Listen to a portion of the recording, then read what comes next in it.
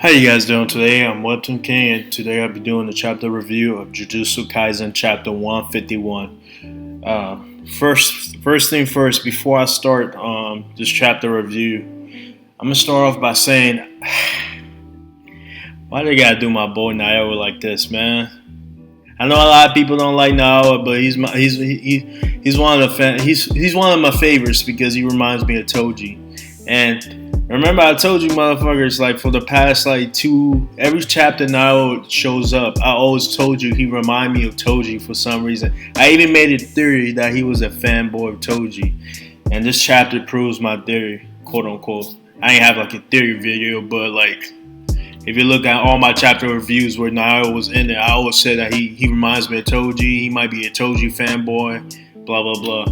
So alright, we start off chapter 151 with Naoya as a kid with his black hair. He's talking about how he's a genius. Everybody's telling him he's gonna be the next clan leader and all that stuff.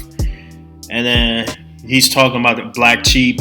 The black sheep obviously is Toji. He's like how awful it must feel. How pitiful that must this person look like, because he learns that Naoya learns that he doesn't have curse in it. He's the black sheep of the family, all that. As soon as he look at Toji in the face, I mean, we don't see how Naoya's expression is after that, but I guess from then on he had respect for Toji. He can tell Toji was a beast. So the whole time he find Maki, he's just trying to convince himself that Maki is not Toji. He refused to believe she's Toji. But the whole first half, the whole fight basically, he's just like trashing on her. He's using projected sorcery. He's kicking her through walls, top speed, all that stuff. The whole time he's like, you are not Toji. Like he's trying to convince himself. He's like, there's no way. And me too, bro. I'm trying to convince myself. I'm like, bro, no, man, I love Toji, man. I don't want anybody to touch that level of savage. But I guess I don't get my wish because Naoya gets beat at the end of this chapter. I don't like that though. Naoya gets defeated at the end of the chapter. It doesn't look like he dies, so I'm happy about that.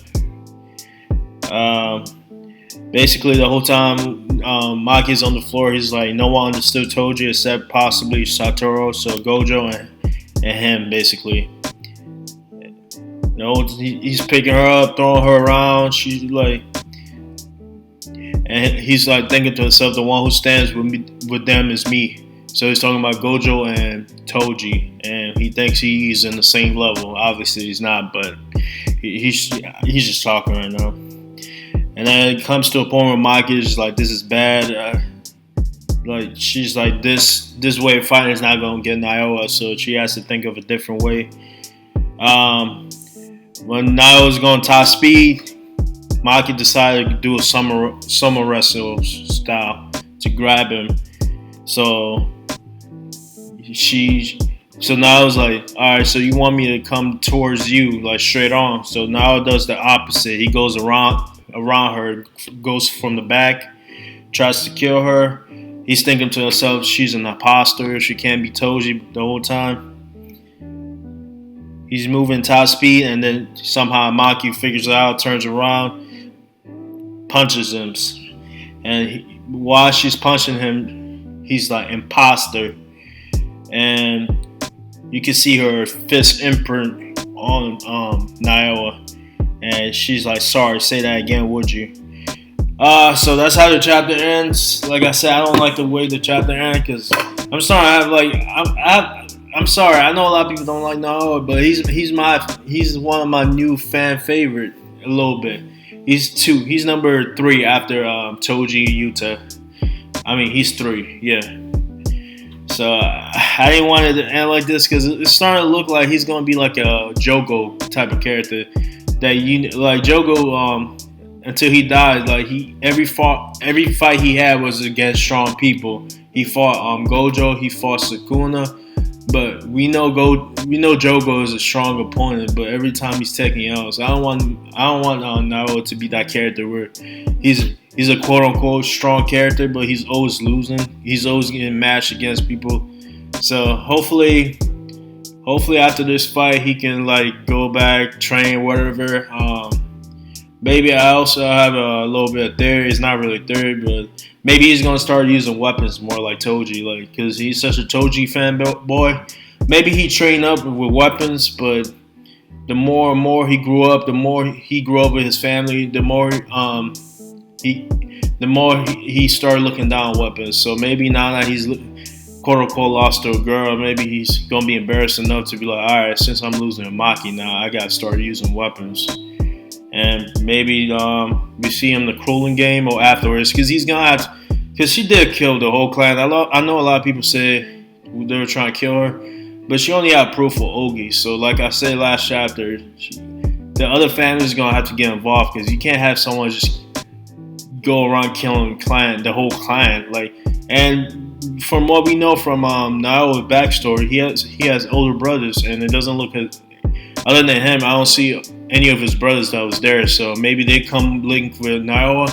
And I also made a theory last chapter review that maybe Naoya is not even the strongest. He might be the one to pick because he's more like the traditional Zenin member. Maybe there's another member, maybe two members that are stronger than him, but they're more like, they don't believe in like women should be like behind them and all this stuff. They're like, they believe more of a like 2020 type of situation. Like right now, like women are equals, all that stuff. So maybe that's why they didn't get to be the clan leader, because they're not like the dad. They're not like anybody family member.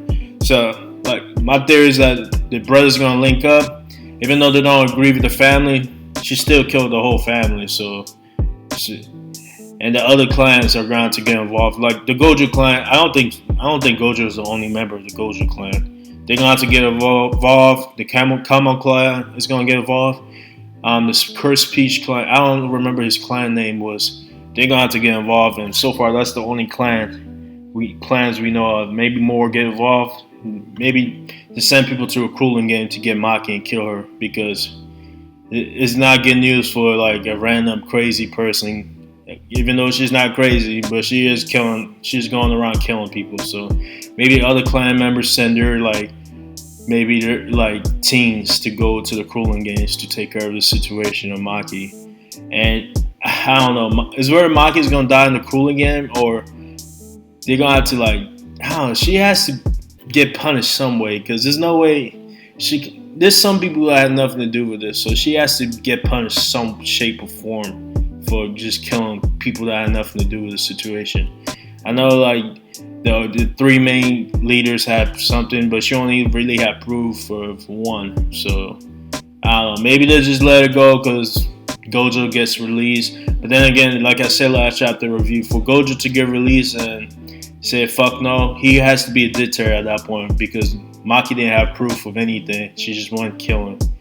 So if Gojo want to be dictator, which maybe he does that, and my next theory would be, if he does that, then maybe Hakari, maybe some of the younger generation, maybe some of fucking Nao's brothers, maybe the younger brothers of other clans, maybe they start another like, maybe they side with the higher ups, and then eventually like Gojo's not always gonna be the strongest. Maybe the higher ups already like they're getting people stronger than Gojo right now, because this is the perfect time. Gojo's still.